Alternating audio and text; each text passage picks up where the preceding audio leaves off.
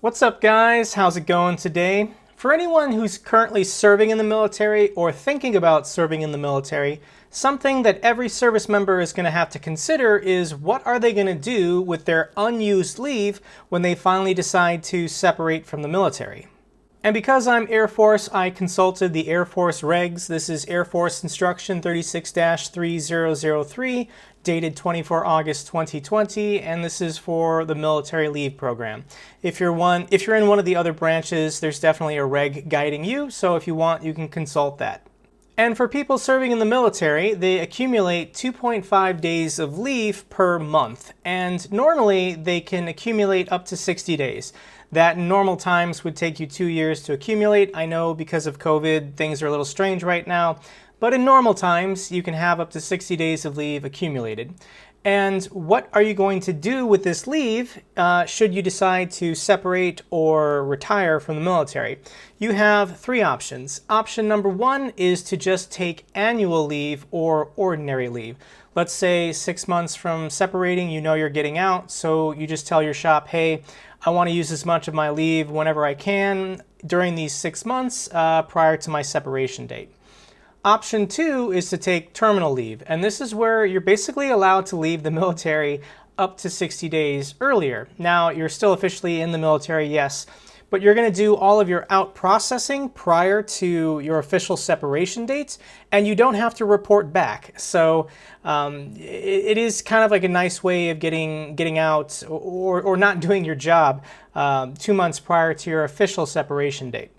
And then the final option is to actually work your job up until your final separation date, and then you sell back any unused leave.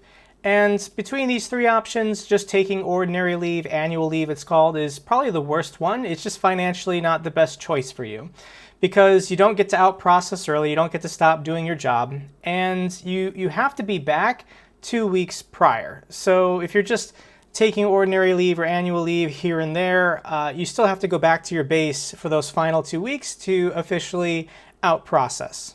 Which leads to the next option of taking terminal leave. And this is nice because you can out-process early, up to 60 days. You don't have to report back. And you will still be collecting your base salary plus your BAH and BAS, which is pretty nice. And it's perfectly acceptable for you to start a new job. If you want to use the GI Bill and go back to school, or you found a job in the private sector, you can start working that job while you're on terminal leave.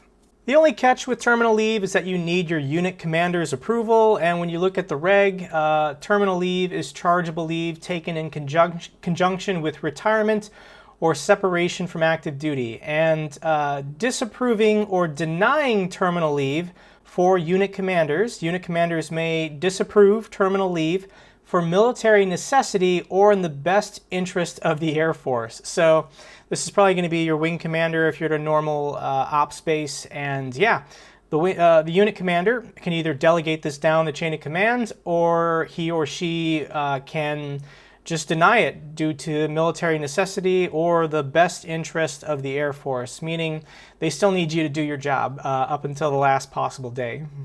But let's say you get approval for terminal leave, and how exactly would this work? Well, let's say you have 60 days and your final separation date is October 30th. Well, if you maxed it out at 60 days, then you can start your terminal leave on September 1st. Except you don't actually need 60 days. You only need 55 because you're going to accumulate 2.5 and 2.5.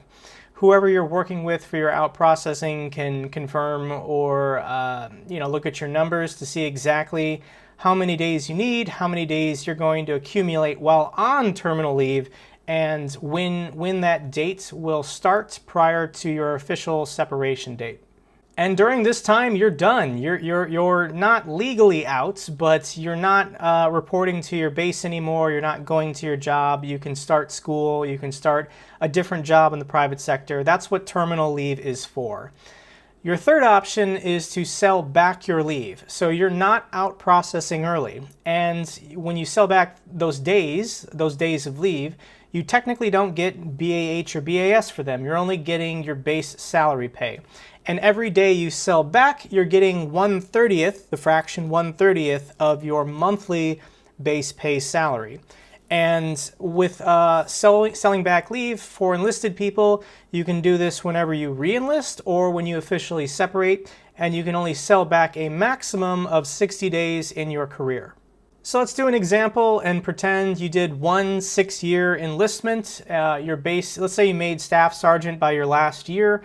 You didn't make it to the 6-year column because you have to serve longer than 6 years. So if you're at 5 years and 10 months, your base salary would be $2,891, and you've got the full 60 days to sell back as you separate.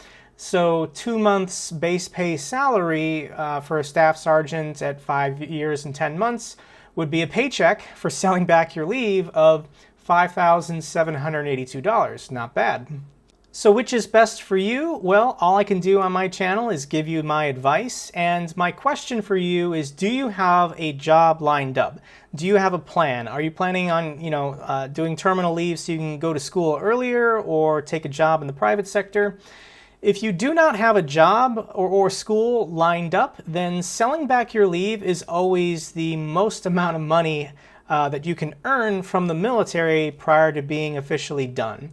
How does this work? Well, if you take terminal leave, let's say your official separation date is October 30th, you start terminal leave on September 1st, that's pretty nice. You're going to get out of the military and you're going to get 60 days pay and 60 days BAH and BAS. However, what if you just worked until October 30th, your official separation or retirement date? You still get those 60 days pay, you still get those 60 days BAS, plus you're going to sell back all your unused leave and make an additional $5,782.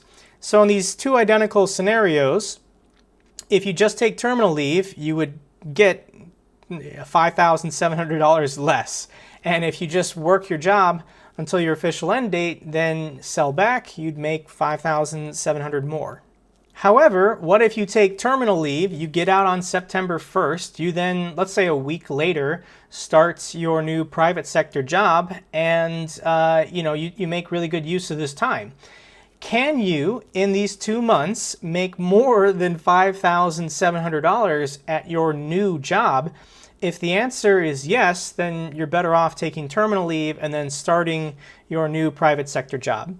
If the answer is no, if you decide to get out of the military, take terminal leave, go back to your parents' house, hang out in the basement, go to the beach, then you're probably financially, obviously everybody needs their mental rehabilitation time. If you just need to take a break, you can take a break.